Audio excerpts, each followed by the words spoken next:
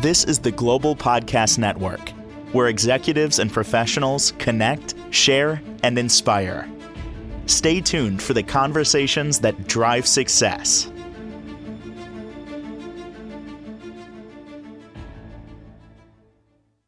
Welcome back to the show. We are joined once again here by Bobbi G. She's our hypnotherapist, life business coach. Hypnosis for Life is the name of the company.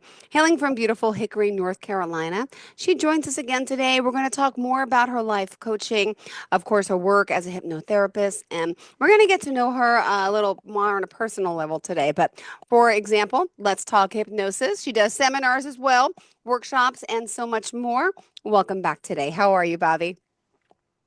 Well, I hope you are, Jill. I am, and thank you for asking before we started. She said, "Are you feeling better?" Very kind to remember. I was down and out last week, but I'm on the mend. Still a little stuffy, but I feel really well. How are you doing? How was your weekend? What's happening in your world? I'm doing great. I'm doing very well. Thank you for asking. I wanted to talk about today. I know we were touching on a lot of different things last time, but I wanted to touch today about, I want to tell my story and how it's not a pretty story, but it's my story and it brought me to where I am today, and how I decided to reach out to help other people through hypnosis because of everything that I have been through. But and especially the self-esteem issue, which I didn't realize I was struggling with. But a recent study shows that a large percentage of Americans feel like they had a dysfunctional family. I think it could be as high as 80%. But I myself was one of those adults that grew up in a dysfunctional family. And I honestly, as a small child, wondered why my parents even had children. I never felt loved. I never felt safe. My father was very abusive, alcoholic. My mother was helpless to do anything about it. My father left bruises on us. If he'd have been around today, he probably would have been arrested. It's sad, but true. Yeah, I always wondered why my mother didn't protect us, but she was suffering with her own issues and self-esteem. So I grew up with my father telling me I'd never amount to anything, begged my mother to get divorced from him when I was 10, which she did. And you would think that after living with my father and how difficult life was, that life would get better and easier after that. No, that's not what happened. I was drugged and raped when I was 15. I moved back into my father's house the last 2 years in high school because I was getting away from the people that obviously had done this. And but I was afraid of my father, and I would hide in my closet and cry when I knew he was going to be coming home. Drinking. Yeah. I didn't know I'd get upset. Sorry. One night, he came home, and I was across the street at the neighbor's house, and he came over with a gun and got me and drugged me back by my hair and threw me on the floor with a gun in my face. And he told me, "You live in this house by my rules or you get out." Well, I was 17. I'd graduated high school at this point. I had a job. I left that night and I went to stay at a friend's house. And the next day I got my first efficiency apartment, and I had to prove I wasn't 16. And yes, but I got it. And I just waited to call it for college to start because I've got 2 degrees actually in art related fields. But I just, all I could do is move on. So I started college that fall. After my first year of college, I was in a major car accident and was in the hospital for about a month. Broke my jaw, broke my leg, messed up my neck. Just really, it was difficult, but I made it through that. Of course, when I got back to college, they thought I, lost an arm, lost a leg, rumors spread. But a year later, after the accident, almost the day, I pulled out in front of an 18-wheeler. No accident. It was through the grace of God. I don't know. But something happened. I couldn't tell reality from, like, it was like I was looking at a movie screen. It was I can't even explain what happened, but I just couldn't tell what was going on. I kind of had disassociated somehow. And my father refused to drive me around. I was hysterical in a car at this point. So my high school boyfriend and I got back together, and he was driving me around to work and stuff. And we were, I was 21 at this point, something, we were young. And so we thought living together would be better. And then for some reason, we thought marriage would be even better. And we got married. I had my daughter, got divorced. She's a couple of months old. I call that my starter marriage. It didn't really count. It's kind of short lived. But I worked about 3 jobs to make ends meet, raised my daughter on my own. However, the anxiety was building and building, and I was starting to have panic attacks and things like that. And my younger brother was living with me, and this was when my daughter was probably about 3 years old. And he disappeared one night. Sadly, we found him a couple months later. He had drowned. And so I lost my younger brother, and we were tight. We were close in my family. Of all my whole family, my younger brother and I were the closest. But when my daughter was about 11, I married again. And at our wedding reception that night, he was telling his parents he made a mistake. It would never last. I'd never seen him drinking before. He was a closet alcoholic. So that kind of set the tone of the marriage. That marriage didn't last very long either. So I left, and a few years later, met a wonderful man. His mother said we acted like teenagers. We just giggled and laughed all the time. So after a couple of years, we got married. And 3 months, this was 2001, 3 months after we got married, I was bedridden. And I never thought I'd walk again. I'm sorry. I begged him to leave me. I begged him to leave me because I thought I would be a burden, and he refused. However, my life changed overnight. I went from working out every morning, working all day, working on my book that night. So I wrote a little coffee table humor book about my mom, and dancing all weekend. And I went from all of that to doctors telling me to try to walk for just 2 minutes a day. So my whole life changed. I lost everything. Well, we lasted about 12 years, but we stayed best friends. We did divorce, but we stayed best friends. And he eventually passed away of a heart attack. He was a little bit older than me, but I cried for the first 2 years when all of that happened, and I nearly just put myself out of my misery. But my daughter called, and I don't remember the conversation. I wish I did. I need to do hypnotherapy for that. I wish I knew the conversation, but I decided to fight back. I decided to live, and that's what I started trying to do after that. It was several more years before I could drive again, but then I started getting involved in things, and I started writing for the Focus, but I started writing humor and motivation because I realized during this downtime when I had a lot of time to think, I didn't like myself. I was angry, I was resentful, and I truly, truly wasn't happy. So I started working on myself and working on motivating myself and retraining my brain to be positive. Bless you. Retraining my brain to be positive and just getting my bearings and getting back in touch with the real me, the authentic me that wasn't buried under all of this stuff,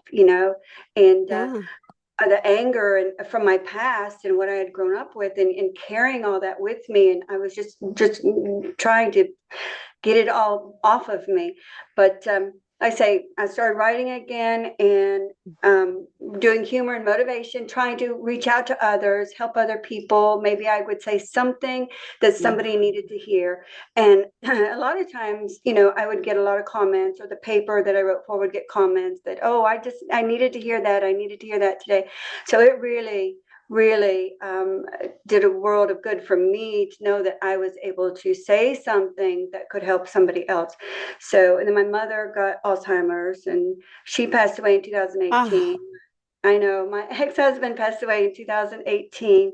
I backslid a little bit. I was just overwhelmed by everything, and I got into an abusive relationship with a extremely narcissistic person, which I am writing a book to help women avoid these predatory men. So something good did come out of that. But I finally decided, I know, right? Enough. I'm putting my life back together my way. And that started with getting back to church for me regularly. I became a Stephen minister. And when I became a Stephen minister, I learned about boundaries. This was another piece of my life that had been missing, along with my low self-esteem that I was obviously suffering from. I didn't have boundaries. I didn't know how Yeah. to say no, stay away from me. No, no. I thought I was being very forgiving. I would forgive, but how many second chances does a person need? So I grew, I realized that was the other missing link that I needed. And I have come, that's also the reason I became a hypnotherapist, because I realized I could help other women of abuse and trauma, and just get their bearings back, get their feet back under them, start over, live their best life. And now I am married to a wonderful man. We have between us 3 children and 6 grandchildren. We have a wonderful life.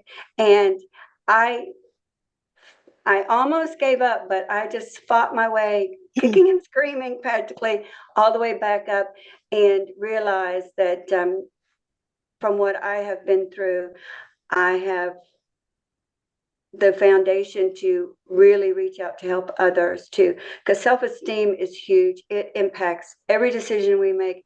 It impacts how we do in a job interview. It impacts our relationships. It impacts our partners. It impacts how we parent.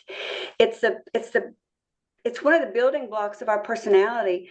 And a lot of people suffer from low self-esteem, and this is why they have these undesirable behaviors, Oh, emotions, and things that negatively impact their lives. And they wonder, like I did through most of my life, what's happening? What's going on? How come mm-hmm. I'm smarter than this? Why am I making these decisions? Why am I choosing these paths?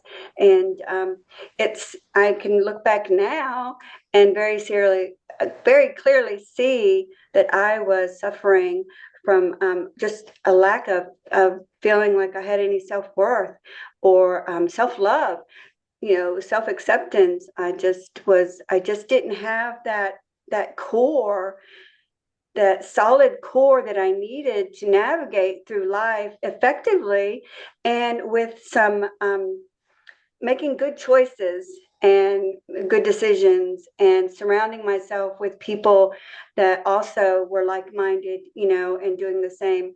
I was getting by, and I was stubborn enough that I was doing well enough to survive my life, but I just didn't have that extra little bit that I needed. Do you know what I Oh. mean? Oh my goodness. First of all, thank you for sharing your story. I know it's not easy. You've been through a lot, but it's also amazing to hear after all the bad, the good, the ups, the downs, that you found the happiness. And it's amazing that you're writing a book about this too. So thank you for opening up to us. And everyone out there needs to understand, just because you're here and you're in a position now where you are helping, people reprogram in a sense, right? And helping them, change their lives, doesn't mean your life was always peachy keen either. Like, we all go through stuff. So it's great to know that they can empathize with you. You can empathize with them, that there's something not right? Right. It's life gets overwhelming, and it can get overwhelming really fast, especially when big things happen. But when we're really, really down, the little things become big things. And that's where a lot of people are that's kind of where a lot of people are. The little things actually seem like big things, seem like insurmountable. And it's hard for them to navigate through those things. And also, your self-esteem also gives you your perspective on Yeah. events and things. Exactly. So I always try to turn negatives into positives. Now that's my thing. I take a negative and I turn it into a positive. It may seem like a negative, but for some reason, there's something positive about it, and I always try to find that. And it has my changing my thinking. And your subconscious, as we touched on a lot last time, it's malleable. You can change it. You can they call it a muscle. Your brain's like a muscle. You can reshape it and change it into being positive. I have this theory. I haven't read anything about it, but I have this theory that we're kind of predestined to be negative, because when we're infants, we cry if we're hungry. We cry when we're wet. We cry when, we cry when we're uncomfortable. So we always respond to negativeness. Do you know what I mean? So if you have well-adjusted, functional parents, you can very easily overcome this and learn to look at the positive and look at life differently, maybe than other people that are always, dwelling on the negative. So it's sad, unfortunate, that so many, up to 80% of families are probably dysfunctional, but then that just gets compounded, to the next generation and the next generation, the next generation. And when I was little, I was so distraught by my parents' parenting that I decided when I had children, I was not going to raise them like my parents raised us. I was not going to do that. And I'm very proud of my daughter for taking that tenfold and putting that on her children even more so. So I feel like I did good in that respect in raising my daughter, that I broke the chain of my parents' parenting. So not so much my mom. My mom was just kind of a helpless bystander, but my father was very much a figure in our lives as not nice. Wow. Well, thank you for sharing all this. I had my own traumatic childhood with my parents, not as severe, but them fighting, not getting along, police involved, and all that. I can totally empathize. And I've struggled myself for a long time, and I still do with relationships because of that. And even though I feel like I'm over that and I accept it, I still am raising two kids alone, and that part will come when it's ready. But it's okay. But we all Right. go through something. Well, thank you for sharing this. And for those out there who don't know, just a little bit about the work that you're doing now with your hypnosis, with your Truth Dare seminars. Just could you tell us the type of things you can help people with your coaching and hypnosis? I combine life coaching with my hypnosis sessions, and a lot of my clients do have anxiety because life is overwhelming, like I said. So what I do, a little bit of balance of life coaching and then the hypnosis session, but really people just they have to just release the emotions. They have to get it out. So we do a lot of talking, and that's the whole life coaching part. But I also um, uh, do my seminars, like Let's Talk Hypnosis. A lot of people just don't know about hypnosis and everything that, all the benefits of being able to go through a hypnosis session, but they just aren't aware of it. They're just not familiar with what hypnosis is. And then my Truth Dare is admit the truth and dare to change it. And that's kind of like the story I told you about my life, but I had to admit to myself that I was angry and I was resentful. And so we really got to reach deep and get to those feelings so that then it's possible through hypnosis to release them, deal with them and release them. And that, with a ripple effect, just reaches out into all areas of your life. And especially when you can release the negative emotions, which is our subconscious is the emotional mind, and the conscious is the thinking mind. So all of our emotions are stored in our subconscious, and that's where hypnosis does all its work, is in the subconscious mind. So it's very beneficial for most people to just be able to get over their past and overcome. I have had a lot to overcome, so I know it's possible to overcome. People come to me and they've had traumatic childhoods, like you said yourself, and especially women that I've dealt with, unfortunately. But they're able to overcome and get past that. And then you can open up. I reconnect them with their sense of self-love and self-worth and self-acceptance and self-confidence. And then it's a game changer. It's a game changer for moving forward with your life in a positive way, making better choices, not getting back into those same old relationships, maybe getting another job, doing something, but Yeah. going in a positive direction. Exactly. Ah, I know, and there's so much we can change, we can do, but a lot of it also involves fear. Bobbi, let's be honest, a lot of us are scared to take a risk. We're scared of change. Yeah, and it's very hard to understand, and a lot of us also maybe have anxiety and or just like, but that's why it's good to hear and to see the results. You've helped so many people with trauma, with grief, with everything. So, Mhm. did you want to share some of those stories today, or what else did you have in mind? Well, um yes, I shared about the client that was afraid to sleep in the dark, and we found out through regression that because it was since she was 9 months old. So it was, but when people can overcome a lot of things, fear of dogs, like I said about the barking dog, that was actually my husband. Was afraid of barking dogs because of when he was a child too. So he's been able to get past that. And fear is a big thing. I've got somebody who's afraid of water, and they're a cruise director on a ship. So I'm going to be working with her as soon as she has time. So, but because she has a fear of water. But the thing about fear is, I read a lot of my hypnosis journals, but some fears, a fear of snakes, in the client that was having this issue, it wasn't about snakes. It was about people in her family that had been bullying her, but her subconscious, because our subconscious's only sole objective is to protect us, and it does it in these crazy, weird ways. So this fear of snakes was actually related to the bullying that was in from her childhood, from I think older siblings. It's you would never know that through years of therapy, but through hypnosis, you can discover that and alleviate that fear, and really just taking the emotion out of it. Because emotions, I mean, taking the emotion out of it, because events are neutral. All events are neutral. They have no emotion. We assign emotions to them, whether it's good Hmm. event, bad event. But when it's a bad event, I think I might have told you this before, our subconscious just keeps replaying it in a loop. When it's a good event, we file it away. Our subconscious files it away as a memory, a good, happy memory. But a bad event, especially with a traumatic emotion assigned to it, it just keeps replaying on the loop. And that's how triggers are formed. That's how uh, um, limiting beliefs are formed Yeah. because of that.